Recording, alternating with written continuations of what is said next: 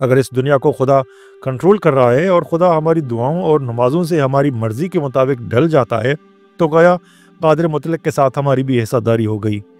میں نہیں کہتا کہ میں ثابت کر سکتا ہوں کہ خدا کا کوئی وجود نہیں ہے، اور ایسے ہی میں یہ ثابت کرنے میں نہیں پڑھوں گا کہ شیطان ایک افسانہ ہے۔ ہو سکتا ہے ہمارے مذہب کا خدا وجود رکھتا ہو، اسی طرح قدیم یونانیوں، مصریوں اور بابلیوں کے دیوتا بھی وجود رکھ سکتے ہیں، لیکن ان میں سے کوئی ایک مفروضہ دوسرے سے بڑھ کر امکانی حیثیت نہیں رکھتا، کیونکہ وہ عقل اور ممکنہ علم کے منطقے سے بالکل باہر کی چیزیں ہیں۔ چنانچہ ان میں سے کوئی بھی اس لائق نہیں کہ اسے غور و فکر کے قابل سمجھا جائے۔ برٹرینڈ رسل نے اپنے معاصر فلاسفروں کے مقابلے میں 20ویں صدی کی فکری تشکیل میں بڑے گہرے اثرات چھوڑے۔ یہ اثرات صرف اس کے ریڈیکل خیالات تک ہی محدود نہیں تھے، بلکہ اس کی زندگی کی عملی مثال کا بھی اس میں برابر کا حصہ تھا۔ رسل 1872 میں ایک انگریز نواب خاندان میں پیدا ہوا۔ جب اس کے والدین فوت ہوئے تو وہ اتنا چھوٹا تھا کہ اسے کچھ یاد نہیں کہ اس کے والدین کب فوت ہو گئے۔ چنانچہ رسل کی پرورش اس کے دادا لارڈ جان رسل نے کی، جو برطانیہ کے 2 بار وزیر اعظم رہ چکے تھے۔ رسل نے جن موضوعات پر لکھا وہ ریاضیات، منطق، سائنس، سیاسیات، اخلاقیات، سماجی مسائل اور فلسفے سے لے کر مذہب تک پھیلے ہوئے ہیں۔ 1940 میں اسے نیو یارک شہر کے کالج میں پڑھانے سے ایسے الزامات کے تحت روک دیا گیا جو ان الزامات سے ملتے جلتے تھے جو 2339 سال پہلے ایتھنز میں سقراط پر لگائے گئے تھے۔ رسل نے مذہبی عقائد پر جو عمومی تنقید کی وہ صرف پیشرو فلاسفروں سے اپنے اسٹائل، سلاست تحریر اور استقامت کے لحاظ سے ہی زیادہ جاندار نہیں تھی، بلکہ اس کے صاحب الرائے اور حق بجانب موقف اور اس کی پرمتانت جستجو نے اسے 20ویں صدی کا بجا طور پر دانا آدمی بنا دیا۔ اس لحاظ سے اسے اگر 20ویں صدی کا والٹیر کہا جائے تو غلط نہ ہوگا۔ رسل نے مذہب پر بھی اچھا خاصا لکھا۔ مذہب پر اس کے اہم مضامین میں ایک آزاد آدمی کی عبادت، سائنس اور مذہب، اور میں کیوں عیسائی نہیں ہوں، اور میرا ایمان کیا ہے وغیرہ شامل ہیں۔ ان مضامین میں رسل نے مذہب کی اسی اخلاقی اور سماجی اساس کے خلاف دلائل پیش کیے جس کی بنا پر مذہب اپنی فضیلت کا دعویٰ کرتا ہے، اور ان مضامین میں اقدار کے انسانی ساختہ ہونے کے موقف کی پرزور حمایت کی۔ رسل نے اپنے 80ویں سالگرہ کے موقع پر کہا، میں نے ذاتی اور سماجی دونوں طرح کی بصیرت کی تلاش میں زندگی گزاری ہے۔ ذاتی سطح پر میری کوشش رہی کہ میرا ہر دم اس چیز کی طرف خیال رہے جو نیک، خوبصورت اور شریف ہو۔ دنیاوی معاملات میں لمحات بصیرت سے دانشمندانہ رویہ اختیار کروں، اور معاشرتی لحاظ سے تصور میں ایک ایسے سماج کو قائم ہوتے ہوئے دیکھوں جہاں لوگوں کی نشو و نما میں کوئی رکاوٹ نہ ہو۔ نفرت، حرص اور حسد اپنی موت آپ مر چکے ہوں، اور ایسے منفی جذبات کو پالنے کے لیے اب کچھ باقی نہ رہ گیا ہو۔ یہ وہ چیزیں ہیں جن پر میرا ایمان رہا ہے، اور اس دنیا کی تمام دہشت انگیزی کے باوجود میں اپنے ایمان سے ہلا نہیں ہوں۔ میرا کیا ایمان ہے؟ میرا رسل لکھتا ہے، انسان فطرت کا حصہ ہے، نہ کہ ایسی چیز جو اس سے الگ ہو۔ انسان کے خیالات اور اس کی جسمانی حرکات انہیں قوانین کی پابند ہیں جن سے ایٹم سے لے کر ستارے تک حرکت میں آتے ہیں۔ یہ عالم کون و مکان انسان کے مقابلے میں بہت بڑا ہے، لیکن اتنا بھی بڑا نہیں جتنا کہ کچھ 100 سال پہلے نظر آتا تھا۔ اوپر سے لے کر نیچے تک اور بڑے سے لے کر چھوٹے تک سائنس اس دنیا کی حدود کو چھوتی نظر آتی ہے۔ اب یہ خیال کیا جانے لگا ہے کہ یہ کائنات مکان میں محدود ہے اور روشنی چند 100 ملین سال میں اس کے گرد چکر لگا لیتی ہے۔ مادہ الیکٹرون اور پروٹون پر مشتمل ہے، جن کا سائز محدود ہے اور جن کی تعداد اس دنیا میں محدود ہے، اور ان کے اندر ہونے والی تبدیلیوں کو ظاہری طور پر چند عمومی اصولوں میں مرتب کیا جا سکتا ہے جو کہ اس کا ماضی اور مستقبل تعین کر سکتے ہیں، اور تاریخ کے چھوٹے سے چھوٹے حصے کو معلوم کیا جا سکتا ہے۔ گویا لگتا ہے کہ فزیکل سائنس ایک ایسے مرحلے پر پہنچ رہی ہے جہاں یہ مکمل ہو جائے گی، لہٰذا اس میں کوئی دلچسپی بھی نہیں رہے گی، کیونکہ الیکٹرون اور پروٹون کے قوانین کو پا لینے کے بعد صرف جغرافیہ ہی رہ جاتا ہے۔ گویا جلد کائنات پر انسان کا سفر یوں اختتام پذیر ہوگا جیسے ایک بہت ہی اونچے پہاڑ کو سر کیا جائے اور اس کی چوٹی پر سوائے ایک ایسے دھند سے گھرے ریسٹورنٹ کے سوا کچھ نہ ملے जहां अदरक की बियर मिलती हो और वो बाकी मानदा दुनिया के साथ वायरलेस सिस्टम से जुड़ा हुआ हो। यह है वो मादी दुनिया जिसका इंसान हिस्सा है। इसका जिस्म दूसरे मादे की तरह इलेक्ट्रॉन से बना होता है, लेकिन यहाँ पर कुछ लोग ऐसे हैं जिनका कहना है इंसानी अज़वियात को कमतर करके फिज़िक्स की सतह पर लाकर नहीं देखा जा सकता, लेकिन उनके दलाइल माकूल नज़र नहीं आते और बड़ी मोहतात ज़रक फहमी के बावजूद ये फ़र्ज़ करना पड़ता है कि ये लोग गलती पर हैं। जिन्हें हम ख़यालात कहते हैं वो दिमाग के अंदर बने हुए इंतहाई मुनज़्ज़म रस्तों पर यूं ही इन्हिसार करते हैं जैसे सफ़र शाहराहों और रेलवे निज़ाम पर मुनहसर होता है, और सोचने के अमल में जो तवानाई इस्तेमाल होती है वो भी कीमियाई अमल की पैदावार होती है। मिसाल के तौर पर आयोडीन की कमी एक समझदार इंसान को अहमक बना सकती है, और दिमाग की सारी करिश्मासाजी लाजमी तौर पर मादी साख्त की मरहून मिन्नत है। अगर ऐसा है तो हम ये नहीं फ़र्ज़ कर सकते कि कोई अकेला इलेक्ट्रॉन और प्रोटॉन सोच सकता है। फिर हमें ये भी तवक्को करनी पड़ेगी कि कोई अकेला फ़र्द फुटबॉल मैच खेल सकता है। हम ये भी फ़र्ज़ नहीं कर सकते कि किसी फ़र्द की सोच उसकी जिस्मानी मौत के बाद भी जारी रह सकती है, क्योंकि दिमाग की तंजीम तबाह हो चुकी होती है और उस तवानाई का ख़ात्मा हो चुका होता है जो दिमागी रास्तों का इस्तिफ़ादा करके सोच पैदा करती है। खुदा और हयात जावेद के तस्वुर को जिनकी साइंस हिमायत नहीं करती, हमारे यहाँ की मज़हब के मरकज़ी अज़ानी एतक़ादात या बिना सोचे समझे डॉगमाज हैं। ये भी नहीं कहा जा सकता कि ये किसी मजहबी अक़ीदे का लाजमी हिस्सा होते हैं, क्योंकि बुद्ध मत में खुदा और हयात अबदी का तस्वुर दोनों नज़र नहीं आते, जबकि हम लोग उनके बगैर मज़हब का तस्वुर भी नहीं कर सकते। इसमें शक नहीं कि लोग इस तरह के अकायद को पालने का अमल जारी रखेंगे, चूँकि ये दिल को खुश करने वाली बातें हैं। जिस तरह ख़ुद को पारसा और दूसरों को काफिर व बदकिरदार करार देना अपनी ज़ात के लिए बड़ा खुशकुन अमर होता है, लेकिन जहाँ तक मेरी ज़ात का ताल्लुक़ है, मुझे इन दोनों अबदियत और खुदा की कोई बुनियाद और ज़मीन नज़र नहीं आती।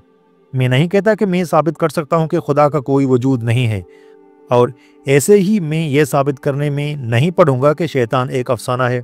हो सकता है हमारे मज़हब का खुदा वजूद रखता हो, इसी तरह कदीम यूनानियों, मिस्रियों और बाबलियों के देवता भी वजूद रख सकते हैं, लेकिन इनमें से कोई एक मफरूज़ा दूसरे से बढ़कर इम्कानी हैसियत नहीं रखता, क्योंकि वो अक्ल और मुमकिना इल्म के मुंतक़े से बिल्कुल बाहर की चीज़ें हैं। चुनांचे इनमें से कोई भी इस लायक नहीं कि उसे गौर व फिक्र के काबिल समझा जाए। शख्सियत इस रोज़मर्रा दुनिया के हिस्सा होते हैं साइंस जिससे मुताल्लिक़ होती है, और वो हालात जिनमें इनका वजूद मुतय्यन होता है काबिल दरियाफ्त हैं। पानी का कतरा अबदियत का हामिल नहीं होता, वो ऑक्सीजन और हाइड्रोजन में महलूल हो सकता है। इसलिए अगर पानी के कतरे ने खुद को बरकरार रखना होता तो इसमें आबीपन की ऐसी सिफात चाहिए थी जो उसके तहलील होने के बाद भी कायम रहती। साफ ज़ाहिर है इस ख्याल को हमें मशकूक नज़र से देखना चाहिए। इसी तरह हम जानते हैं कि हमारा दिमाग गैर फ़ानी नहीं है, और ज़िंदा जिस्म की मुनज़्ज़म तवानाई मौत की हालत में गैर मुतहर्रिक हो जाती है। लिहाजा अब वो किसी इज्तिमाई अमल रूपजीर करने के लिए मुयस्सर नहीं रहती। सारी शहादत हमें इस नतीजे पर पहुंचाती है कि हमारी ज़हनी हयात हमारी दिमागी साख्त और मुनज़्ज़म जिस्मानी तवानाई के साथ बंधी होती है। लिहाजा ये फ़र्ज़ करना ऐन अक्लमंदाना है कि ज़हनी हयात या मेंटल लाइफ वहीं ख़त्म हो जाती है जब जिस्मानी हयात काम करना बंद कर देती है। मज़कूरा नतीजे के ख़िलाफ़ मुख्तलिफ हलकों की तरफ से दलाइल पेश किए जा सकते हैं। इल्म नफ्सियात की तहकीक करने वालों के दावे के मुताबिक उनके पास ऐसे साइंसी शवाहिद मौजूद हैं और तरीक़ाकार के लिहाज से वो साइंसी तौर पर सही भी हैं कि ज़हनी हयात जिस्मानी मौत के बाद भी खुद को बरकरार रखती है। गो इस पर मुख्तलिफ आरा हो सकती हैं, लेकिन मेरे नज़दीक इल्म फ़िज़ियालॉजी के मुकाबले में इल्म नफ्सियात की दलील कमज़ोर है। लेकिन मैं ये तस्लीम करता हूँ कि हो सकता है कि किसी भी लम्हे उनकी दलील इतनी मजबूत हो जाए कि ऐसी सूरत में ज़हनी हयात की बका पर यकीन ना करना गैर साइंसी हो जाए। जहाँ तक मौत के बाद जिस्मानी तौर पर फिर से ज़िंदा हो जाने का सवाल है, वो एक अलग मौजू है। इसका शायद मतलब जिस्मानी मौत को मुलतवी करना होता है। हयात जावदानी पर यकीन करके लोग दरअसल उसकी आरज़ू कर रहे होते हैं। वो लोग इल्म फ़िज़ियालॉजी के दलाइल पर यह कहकर मोतरज़ होते हैं कि रूह और जिस्म मुकम्मल तौर पर दो मुख्तलिफ नौ और अलग चीज़ें हैं। मज़ीद ये कि रूह इन आमाल से बिल्कुल मुख्तलिफ है जिसका इजहार जिस्मानी आज़ा के तजुर्बे से होता है। मेरे ख़्याल में یہ माबाद तबीयती तोहम परस्ती है। दरअसल रूह या माइंड और मादे की अलग अलग इस्तिलाहें हमने अपनी अमली सहूलत के पेश नज़र वज़ा की हुई हैं। ये अलग अलग मुतलक हकीकत के तौर पर वजूद नहीं रखती। जैसा कि रूह की तरह इलेक्ट्रॉन और प्रोटॉन महज मंतकी अफसाने हैं, असल में वो एक तारीख वाक़यात का तसलसल होते हैं, ना कि मुफरद मुस्तकिल मजाज वजूद। रूह के मामले में भी नशोनुमा के हक़ाइक़ से यही बात ज़ाहिर होती है। जो हामिला होने से लेकर दौरान हमल और नौज़ायदगी के मरहले से वाकिफ़ हैं, वो ये यकीन नहीं कर सकते कि इस सारे अमल और मराहिल में रूह की कोई गैर मुनक़सिम और कामिल व मुकम्मल चीज़ होती है। वो बदेही तौर पर जिस्म के साथ नशोनुमा पाती है और उसका इस्तिखराज मादे तौलीद और बेज़ा के मिलाप से होता है। चुनांचे उसे गैर मुनक़सिम नहीं कहा जा सकते और ना ही उसका अलग तलग वजूद हो सकता है। इस बात को नजरिए मादियत से भी नहीं जोड़ा जा सकता, बल्कि सिर्फ ये तस्लीम करना है कि हमारी दिलचस्पी की हामिल हर चीज़ मादे की ही तंजीम का नाम है, वो असली और इब्तदाई मवाद नहीं है। उलमाए इलाहियात ये साबित करने के लिए बड़े दलाइल पेश करते हैं कि रूह गैर फ़ानी होती है, लेकिन सिर्फ एक टेस्ट से उनकी तमाम दलीलें दरी की दरी रह जाती हैं। ये सब लोग साबित करते हैं कि रूह हर जगह सरायत कर जाती है, तो हम इतने भी मुज़तरब नहीं हैं कि लंबी ज़िंदगी पाने के लिए इतने पहल जाएं। तमन्ना व ख्वाहिश की हैरान कुन क़ुव्वत की यही एक मिसाल काफ़ी है जो अच्छे भले लोगों को अंधा करके मुग़ालते में डाल देती है।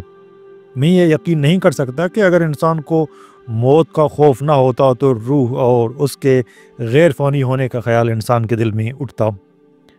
खौफ मजहबी अकीदे की बुनियाद है। अगरचे इंसानों का इनफरादी और इज्तिमाई खौफ हमारे मुआशरती ज़िंदगी पर गालिब होता है, लेकिन ये फितरत का खौफ है जो मज़हब को जन्म देता है।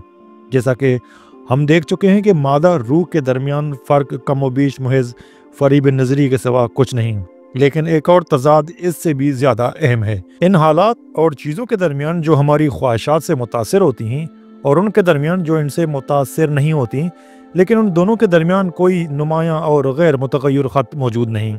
जूँ साइंस तरक्की की मंजिल तय करती जा रही है, ज़्यादा से ज़्यादा आलात और चीज़ें इंसान के ज़ेर कंट्रोल आती जा रही हैं। ताहम कुछ चीज़ें इंसानी कंट्रोल से बहरहाल रहेंगी। इनमें हमारी दुनिया के बड़े बड़े हक़ाइक़ शामिल हैं जो इल्म फ़ल्कियात से मुताल्लिक़ हैं। वही हक़ाइक़ जो हमारी सतह ज़मीन के करीब और ऊपर हैं, सिर्फ उन्हीं को ही हम किसी हद तक अपनी ख्वाहिशात के मुताबिक डाल सकते हैं, बल्कि सतह ज़मीन पर भी हमारी ताकत महदूद है। सबसे बढ़कर यही कि हम मौत को नहीं रोक सकते, अगरचे हम अक्सर उसे इल्तिवा में डाल देते हैं। मज़हब इंसान की इस कमज़ोरी को हल करने की एक कोशिश होती है। अगर इस दुनिया को खुदा कंट्रोल कर रहा है और खुदा हमारी दुआओं और नमाज़ों से हमारी मर्ज़ी के मुताबिक ढल जाता है, तो गया कादिर मुतलक के साथ हमारी भी हिस्सादारी हो गई। इस तरह पुराने वक्तों में दुआओं के जवाब में मौजज़े रूनुमा हुआ करते थे। चुनांचे खुदा पर ईमान अभी तक दुनियाई फितरत को आसान पेकर में डालने का मकसद पूरा करता है, और जिससे इंसान ये महसूस करने लग जाता है कि फितरत की क़ुव्वतें उसकी इत्तेहादी हैं। इसी तरह बाज़ मौत अबदी ज़िंदगी का ख्याल मौत की दहशत को दूर करता है। वो लोग जो यकीन करते हैं कि जब वो मरेंगे तो उन्हें एक अबदी रूहानी मुसर्रत मैसर आएगी, उनसे तवक्को की जानी चाहिए कि वो मौत की हैबत के बगैर नज़ा के वक्त से गुजर जाएंगे। लेकिन मुतल्लिका तिब्बी अमला इस बात की तायद करता है कि अक्सर ऐसा नहीं होता। अबदी ज़िंदगी का ख्याल मौत का खौफ तो कुछ कम कर सकता है, लेकिन मुकम्मल खात्मा नहीं होता। मज़हब जिसका सरचश्मा ही दहशत है कि यहाँ बहुत से पुरशकवा किस्म के खौफ मिलते हैं, और अलमिया ये है कि मज़हब लोगों की सोच उनके बारे ऐसी कर देती है कि वो इन खौफों को काबिल मलामत नहीं समझते।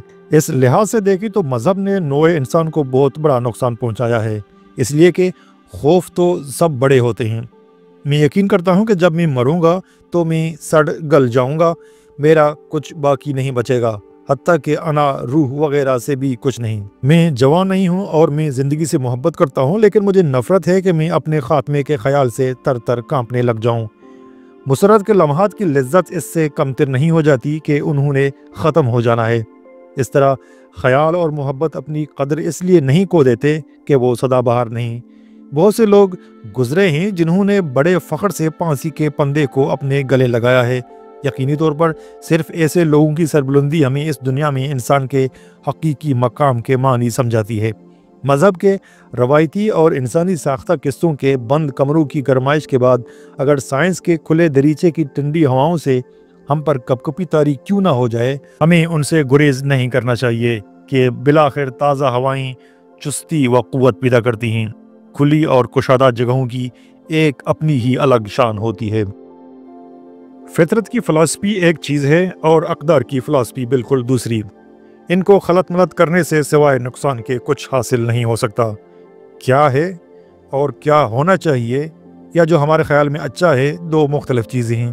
بلا شبہ ہم فطرت کا حصہ ہیں جو ہمارے اندر خوف، امیدیں اور خواہشات پیدا کرتی ہے۔ ان قوانین فطرت کے مطابق جنہیں علم طبیعت منکشف کر رہی ہے، اس تفہیم میں ہم فطرت کا حصہ ہیں، ہم سب فطرت کے ماتحت ہیں۔ فطرت کی فلسفی کو ہمیں ناواجبی طور پر اس کرۂ ارض تک محدود نہیں کر دینا چاہیے، اس لیے کہ ہماری زمین ایک کہکشاں کے لاتعداد ستاروں میں سے ایک چھوٹے سے ستارے کے کئی سیاروں میں سے فقط ایک چھوٹا سا سیارہ ہے۔ یہ بڑی مضحکہ خیز بات ہوگی کہ فطرت کی فلسفی کو ایسے نتائج پیدا کرنے کے لیے خم دے دیا جائے جو اس غیر اہم سیارے کے نہایت چھوٹے سے طفیلیوں یعنی انسان کے دل کو خوش کرے۔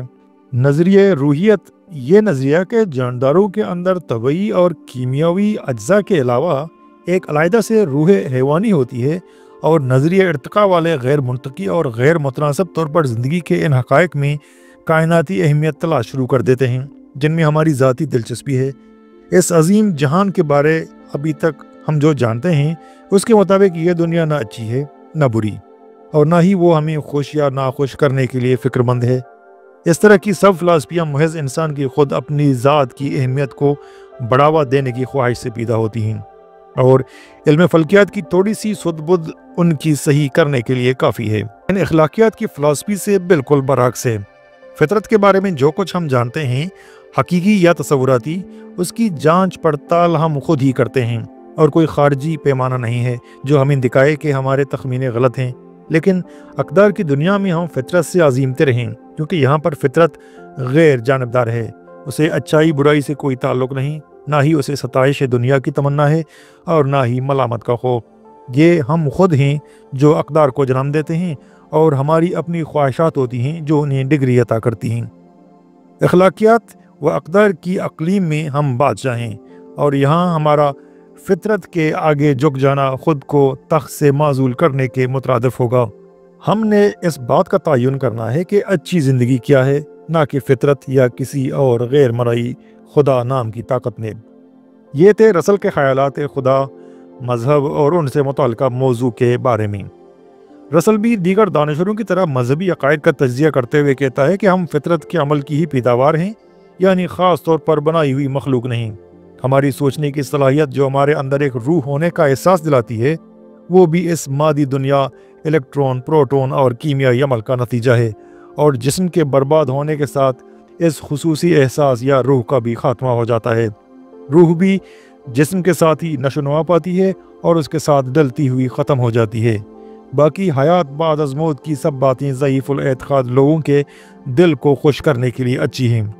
رسل بھی اس بات کی حمایت کرتا ہے کہ مذہب انسان کے خوف کی پیداوار ہے۔ تصور خدا میں انسان کی اس خواہش کا اظہار ہوتا ہے کہ وہ فطرت کی طاقتور قوتوں کو اپنے ہاتھ میں لینا چاہتا تھا۔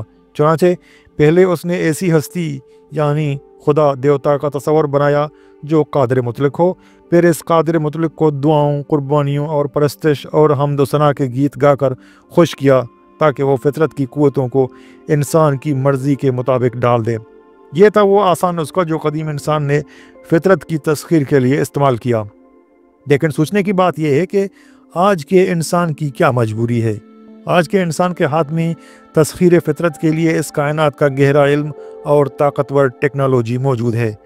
رسل ان تباہ کن اثرات پر افسوس کا اظہار کرتا ہے جو انسان پر مذہب کے پیدا کردہ مختلف خوف جنم دیتے ہیں۔ اس کا کہنا ہے کہ خوف کوئی بھی ہو، وہ خود اعتمادی اور صلاحیتوں کی موت ہوتا ہے، انسان کو بزدل اور غلام بناتا ہے، جسے مذہبی پیشوا ذریعہ استحصال بناتے ہیں۔ سب اہل ایمان خوف کی زنجیر سے بندھے ہوئے ہوتے ہیں۔ وہ آزادانہ مرضی سے نیک اعمال انجام نہیں دے رہے ہوتے، بلکہ ان کے پیچھے خوف اور احساس گناہ کار فرما ہوتا ہے جو عقائد نے پیدا کیا ہوتا ہے۔ लोगों के जहनों को मफलूज करना मज़हब का सबसे बड़ा मनफी और अफसोसनाक पहलू है। मज़हब जहाँ लोगों को पुरमसरत अबदी ज़िंदगी का तस्वुर देकर उन्हें खुश करता है, वहाँ उनकी ज़िंदगी में एहसास गुनाह भी पैदा कर देता है। लेकिन खुदा को मनाने के भी बड़े आसान से नुस्खे वज़ा कर दिए जाते हैं ताकि लोग घुट कर ही ना मर जाएं। मसलन सोने से पहले फ़िलहाल मुक़द्दस अल्फाज 3 बार पढ़ लेने से दिन भर का सारा एहसास गुनाह सवाब के ढेर के नीचे दफन हो जाता है। फिर रसल कहता है कि इंसान को चाहिए कि वो अपनी ज़ात को रोशनी के लाखों साल पर फैली हुई इस वसी कायनात के तनाजुर में रख कर देखे। तब कायनात इसको ये कहती हुई दिखाई देगी, ए इंसान, इस लामहदूद दुनिया में एक तू क्या है, ना कि आसमान के सहराए अजीम में पड़े एक ज़र्रे से भी कमतर हैसियत की ज़मीन पर बैठे हम इस जहाँ के बारे अपनी मन मर्जी की ताबीरें बनाते रहें और ख़ुद को ज़रूरत से ज़्यादा ही खुसूसी और अशरफुल मखलूक़ात समझने लगें। और आखिर में रसल अखलाकियात और अक़दार के सवाल पर कहता है कि इंसान को ही इसका हक़ होना चाहिए कि वो क्यों कर अपनी ज़िंदगी को पुरमसरत बना सकते हैं। ज़िंदगी के लिए अच्छा और बेहतर क्या है, इसका फ़ैसला इंसान के हाथ में होना चाहिए। अखलाकियात और अक़दार की तख्लीक और उनमें तग़य्युर और तबद्दुल का इख्तियार सिर्फ़ और सिर्फ इंसान को ही हासिल होना चाहिए। अखलाकियात और अक़दार को मुक़द्दस करार देना मुआशरों को जामद करना होगा। इंसान की तरक्की और उसके खूबसूरत बनने के अमल को रोकना होगा। अक़ायद का मसला। रसल अपनी किताब human society and ethics and politics के बाब नंबर 7 में अक़ीदे या फ़ैथ पर बहस करते हुए लिखता है, हम सब अपनी अपनी जगह अपने अक़ीदे को सिरात मुस्तकीम और दूसरों के अक़ायद को ख़तरनाक समझते हैं, लेकिन मैं इस बात पर ज़ोर देना चाहता हूँ कि सब अक़ायद ज़रर रसां होते हैं। हम ईमान की तारीफ़ यूँ कर सकते हैं, किसी ऐसी चीज़ पर मजबूत अक़ीदा जिसके लिए कोई शहादत मुयस्सर ना हो, क्योंकि जिस बात की शहादत मौजूद होती है वहाँ कोई अक़ीदे और ईमान की बात नहीं करता। जैसे हम ये नहीं कहते कि मेरा अक़ीदा है कि 2 और 2 4 होते हैं, या मेरा ईमान है कि ज़मीन गोल है। साबित शुदा हकीकतों के लिए किसी ईमान और अक़ीदे की ज़रूरत नहीं होती। ईमान का सवाल वहाँ पैदा होता है जहाँ हम सबूतों के मुतबादिल जज्बात को इस्तेमाल करते हैं। सबूत के बदले जज्बात का इस्तेमाल लाजमी तौर पर इंसानों के दरमियान झगड़े और तनाज़ात का बायस बनता है, क्योंकि मुख्तलिफ गुरोह मुख्तलिफ जज्बात को मुतबादिल के तौर पर पेश करेंगे। अक़ीदा कोई भी हो, उसका दिफा अक़ल से तो हो नहीं सकता, इसलिए इसका दिफा प्रोपेगेंडे से किया जाता है और ज़रूरत पड़ने पर जंग से। अगर ऐसी बात है जिसे अक़ल से साबित नहीं किया जा सकता, लेकिन आपके ख्याल में लोगों का इस पर ईमान ज़रूर होना चाहिए, तो फिर इससे कोई फ़र्क नहीं पड़ता कि वो बात है क्या। जहाँ आप हुकूमत को कंट्रोल कर रहे होंगे, आप अपने बच्चों के कच्चे जहनों में अक़ीदे को डाल रहे होंगे और उन कुतुब को जला रहे होंगे या उन पर पाबंदी लगा रहे होंगे जो मुख्तलिफ राय की हामिल होंगी। जहाँ आपका हुकूमत पर कंट्रोल ना होगा, लेकिन आप काफ़ी ताकत मुजतमा करने की सलाहियत रख सकते होंगे, तो आप फ़तेह के ख्याल से मुसल्लह जद्दोजहद का आगाज़ करेंगे। जहाँ कहीं भी कोई अक़ीदा ज़्यादा ताकत पकड़ जाए, वहाँ ऐसा होना लाजमी अमर है, वरना आपको हमेशा के लिए हकीर सी अक़लियत के तौर पर ही मुतमईन रहना होगा। आगे चलकर रसल इसी मजमून में इस बात की सख्ती से तरदीद करता है कि मज़हब अमन और सलामती के पैगंबर हो सकते हैं। मजहबी हुकूमतें लाजमी तौर पर जंगबाज होती हैं और वो अपने पैरोकारों में तशद्दुद पसंदी को फ़रोग़ देती हैं। रसल दलाइल पेश करता है कि इसमें भी कोई सच्चाई नहीं कि मज़हब मुआशरे में बाहमी रब्त पैदा करने के लिए मुफीद साबित हो सकता है। रसल के ख्याल में तारीख़ में कोई मिसाल ऐसी नहीं जब किसी जहाद या मुक़द्दस जंग ने इंसानियत के लिए कोई मस्बत किरदार अदा किया हो। रसल के अपने अल्फाज में, जंग में जो चीज़ किसी मसलक को मुअस्सर बनाती है वो उसका मनफी पहलू है, यानी उनके ख़िलाफ़ नफ़रत जो इस अक़ीदे को नहीं मानते। उस नफ़रत के पैदा किए बग़ैर मज़हब लड़ाई में कोई किरदार नहीं अदा कर सकता। कुफ़ार हर मज़हब के नज़दीक दूसरे मज़ाहिब वाले काफिर होते हैं के ख़िलाफ़ नफ़रत ही होती है जिसे नुमायाँ किया जाता है। जब दो अक़ायद एक दूसरे से टकराते हैं तो वो अपने बदतरीन पहलुओं को उजागर करते हैं। रसल के मज़कूरा ख़याल की तस्दीक के लिए एक मज़मून जो रोज़नामा जंग कराची में 28/3/1990 को मेजर मोहम्मद सईद टवाना सितारा जुर्रत ने लिखा था से इक़्तिबास पेश है। दिल थाम कर देखिए कि खुदा के नाम पर जंग में नफ़रत की कैसी कैसी होली रचाई जा सकती है। خالد بن ولید جیسے کمانڈر دشمن کی افواج کو خونخواری اور دہشت کے پریشر کوکر میں نرم کر لیا کرتے تھے۔ جنگ دریا میں خالد بن ولید نے قسم کھائی تھی کہ اگر اللہ فتح دے دے تو دریا کے اوپر سے دشمن کا خون بہا کر دکھا دوں گا۔ انہوں نے 70,000 گردنیں مار کر یہ قسم پوری کی۔ تعاقب کے بعد غول در غول دشمن پکڑ کر لائے جا رہے ہیں اور دریا کے اندر کھڑے گردنیں ماری جا رہی ہیں۔ اللہ اکبر کے نعرے لگ رہے ہیں۔ قیدیوں میں خوبصورت چہرے بھی ہوں گے، جوان مرد بھی ہوں گے۔ ہارا ہوا لشکر تلوار کی زد میں آ چکا تھا۔ اگر جنگ کے بعد گھر واپس جانا ہے تو بے رحم بن جاؤ۔ خالد بن ولید اس طرح جنگ لڑ کر بار بار گھر واپس آ جاتے تھے۔ رسل کے مطابق عقائد کو دوام بخشنے کے لیے ضروری ہے کہ محتاط طریقے سے اندھے پن کی پرورش کی جاتی رہے تاکہ تازہ ثبوت اور حقائق لوگوں کے ذہنوں تک نہ پہنچنے دیے جائیں۔ یہ اس انسان کا کمزور اور کسی حد تک قابل تحقیر پہلو ہے جو زندگی کے جوکوں کا سامنا مذہب کے دیے آرام بخش قصوں میں تلاش کرتا ہے، لیکن اس کے ذہن میں کہیں نہ کہیں یہ بات ضرور جاگزیں ہوتی ہے کہ وہ ان پر ایمان فقط اس لیے رکھتا ہے کہ یہ اسے تسلی دیتی ہے۔ خدا اور ان سے متعلقہ قصوں پر ایمان انسان کو اگر کچھ تسلیاں بہم نہ کرتا تو دنیا میں عقائد کا نام و نشان نہ ہوتا، لیکن اس میں اتنی اخلاقی جرت نہیں ہوتی کہ وہ اس خیال کا سامنا کرے، اور نہ ہی مذہبی تصورات اسے کسی منطقی نتیجے تک پہنچاتے ہیں۔ علاوہ ازیں چونکہ وہ اس بات سے بھی باخبر ہوتا ہے، خواہ دھندلا سا ہی کیوں نہ ہو، کہ اس کے خیالات مبنی بر حقیقت نہیں، لہٰذا وہ بھڑک اٹھتا ہے جب دوسرا اس کے خیالات سے اختلاف کرتا ہے۔ لہٰذا تعزیریں، سینسرشپ اور مقید و محدود تروڑی مروڑی تعلیم ریاستی ہتھیار ہوتے ہیں۔ چنانچہ ایسی قوموں کی کامیابی اس میں ہوتی ہے کہ ایک ڈری ہوئی غیر مہم جو اور ترقی کے لیے نااہل آبادی پیدا ہو۔ یہ اکثر کامیابی ہو جاتے ہیں اور اپنے ملکوں کو تباہی کے کنارے پہنچا دیتے ہیں۔ ہو سکتا ہے آپ کا عقیدہ بائبل، قرآن مجید یا مارکس کی داس کیپٹل میں کسی پر ہو۔ آپ کو دماغ کی آنکھیں ضرور بند کرنی پڑیں گی، اور اگر آپ ایک بار ثبوت، شہادت اور دلیل کے سامنے اپنے آنکھیں بند کرتے ہیں تو آپ بار بار اور دیگر معاملات میں بھی حقائق سے نظریں چرائیں گے۔ کہہ سکتے ہیں کہ خدا پر ایمان کچھ زیادہ مضر نہیں ہے۔ میں اس بحث میں الجھوں گا نہیں، صرف اتنا کہوں گا یہ اس نسبت سے ضرر رساں ہوتا ہے جس نسبت سے آپ اندر سے اس شک میں مبتلا ہو جاتے ہیں کہ کیا یہ حقائق کے مطابق بھی ہے یا نہیں۔ ایک وقت تھا جب اس پر ایمان رکھنا بالکل عقلی بات تھی کہ زمین چپٹی ہے۔ اس وقت یہ یقین برے نتائج کا حامل نہیں تھا، لیکن آج لوگ اگر زمین کو چپٹی کہہ رہے ہیں تو انہیں دلیل کے سامنے اپنے دماغوں کو تالے لگانے پڑیں گے اور ہر طرح کی بکواسیات کو گلے لگانے کے لیے خود کو تیار رکھنا ہوگا۔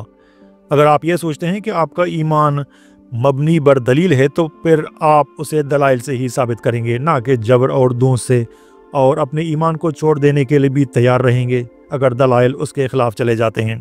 لیکن اگر آپ کے یقین کی بنیاد عقیدہ ایمان ہے تو پھر آپ محسوس کریں گے کہ دلیل فضول ہے اور آپ طاقت کا سہارا لیں گے، ہجوم کا سہارا، یا پھر نوخے ذہنوں کو مذہبی تعلیم کے نام پر مسخ کر دیتے ہیں۔ عقائد زدہ لوگوں کی خاص طور پر یہ حرکت نہایت بزدلانہ ہوتی ہے کیونکہ وہ اس بات کا فائدہ اٹھاتے ہیں کہ کچے ذہن اپنا دفاع کرنے سے قاصر ہیں۔ بدقسمتی سے یہ فعل کم و بیش ہر مہذب ملک کے اسکولوں میں رائج ہے۔ مضمون کے آخر میں رسل اعلان کرتا ہے کہ دنیا کو عقائد کی نہیں، سائنسی حقائق کی ضرورت ہے، خواہ یہ عقائد خدا کے نام پر توپے جائیں یا کسی اور عزم کے نام پر۔